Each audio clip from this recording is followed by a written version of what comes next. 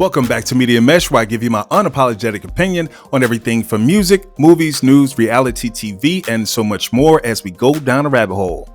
And as I always say, this is your home for the intelligent dissection for social media. So I'm so glad you found us. All right. We back. Yeah, I'm being extra. Now, Kelly Price. Oh boy. I mean, 2024 is starting off crazy. All right, so you're about to hear her break down how she feels about one of the people, one of the preachers, I'm using quotes, that has done some unscrupulous things. Now, if we look at judges, you have Jonathan McReynolds, if you know who that is. But if not, I'm sure you know this guy, Mr. Kirk Franklin. Or it could be Miss Erica Campbell. I'm going to assume nothing. So I'll let you guys figure it out for yourself. But you know what's funny? I'm wondering if Kelly Price has anything to say about Diddy Dirty Dollars. She worked very close with him early on in her career as a songwriter. So I wonder what we'll get from that. Of course, we're going to get into some opinions from the audience, but let's get right to it. Let's go. I'm one of the very few artists who have been able to record and tour with both gospel and R&B artists. And the lives that are lived by the people that you worship are despicable and disgusting. My heart was broken when I saw the things that happened on the road with a lot of these artists. Doing shows with these artists, all kinds of stuff. My heart was broken because there was still a part of me that believed that holiness without which no man shall see the Lord. That's biblical also. It took for me to tour and to work and to do shows with these artists that call themselves gospel artists and preachers. I'm one of the very few artists who have been able to try to get in my bed. That's another story. You won't get it for free. Refuse to give that for free. Some preachers that's all over your timeline and in your YouTube right now, that if they could have gotten me in my bed or in their bed, they would have. But I don't play those games. Fuck a man. I fear God. I fear God, who tried to get in my bed. Well. Now, I don't know that Jonathan McReynolds is all over my timeline, but there is another little guy that's just shimmying and shaking and backing it up and twerking all over the internet. That's on tour. And, definitely has some select words for his son. Definitely words that we use, everyone else uses. And, he's out there apparently trying to get in Kelly Price's draws. Now, that's something in of itself. Now, I don't know how many brothers trying to get up in her draws, but that's beside the point. The question becomes, what is going to happen now? I mean, if you think about it, Kirk Franklin, I would just throw it out there. Allegedly is who she's referring to. I mean, we can see right here. The show has always featured Kirk Franklin.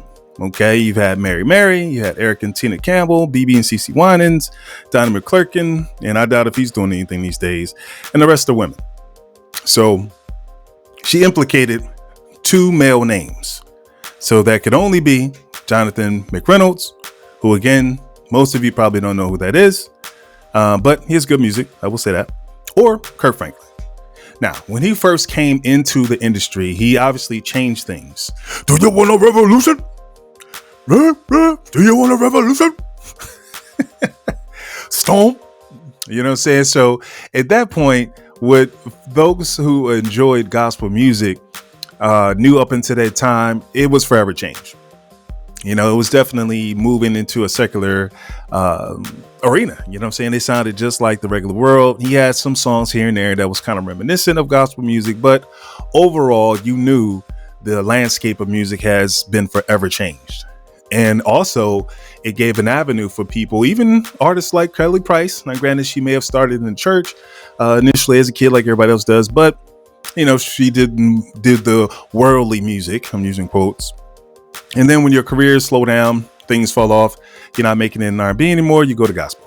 That's just kind of how it works. You start off, get them R&B records popping, lose that record deal, then oh Jesus, take me back to the cross.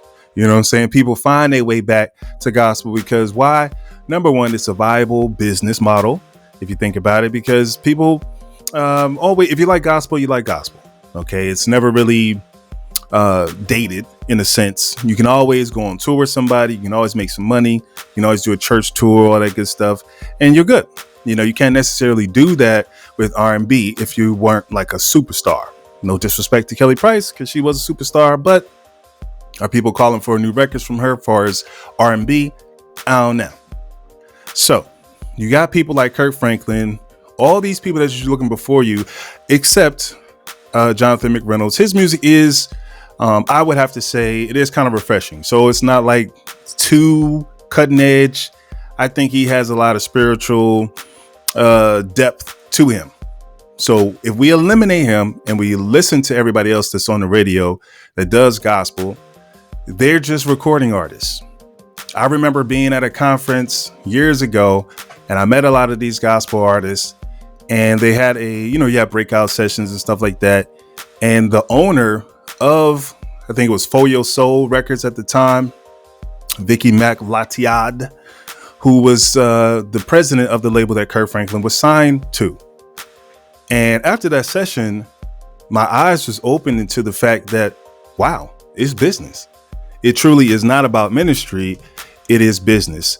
And it kind of makes sense because you have to sell records. You love the Lord and all that type of stuff. But if you're not selling records, you're not even going to cut it on that side. OK, so I don't know why anybody would be shocked by Kirk Franklin. If you've seen allegedly, right, his video Smile, dude got on makeup. He been shaking and shimmying for years. So, I mean, hey, you can check out my channel. I have a number of videos on these false prophets. A lot of these gospel folks just being exposed. They're just people. Him with the young folks, that's a whole nother thing. It's like the year of revelation is here. It's like anything that these folks have done in the dark is coming to light. You even see the black hats getting exposed on a whole nother subject. I don't know if you saw that, but they found some underground facility, and inside there was some mattresses, stained mattresses at that.